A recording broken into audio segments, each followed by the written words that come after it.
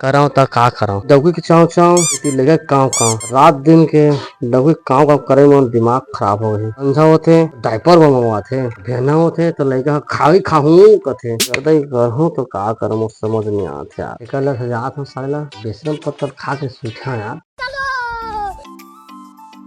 अरे यार मैं बेशरम पत्ता खा के सो जाऊं लेकिन वो डौकी लेकर कौन पालती बड़ा समस्या है यार। अरे सब चल ही नहीं को लेकिन डौकी के सब बच देखो ना छाव छाव से जा तो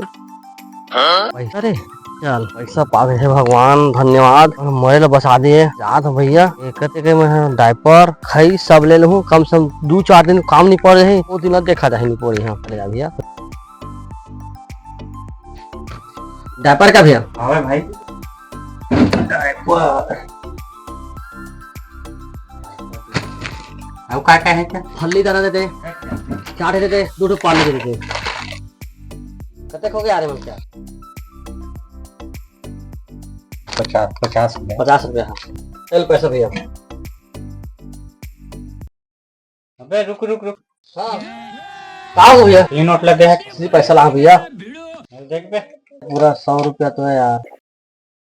एला देख और एला देख ये दोनों में का अंतर है बता दो एमा कलर वो इसने है उन कलर उसने है एमा महात्मा गांधी हूँ महात्मा गांधी का अंतर है बता दो एमा देख भारतीय मनोरंजन बैंक लिखा है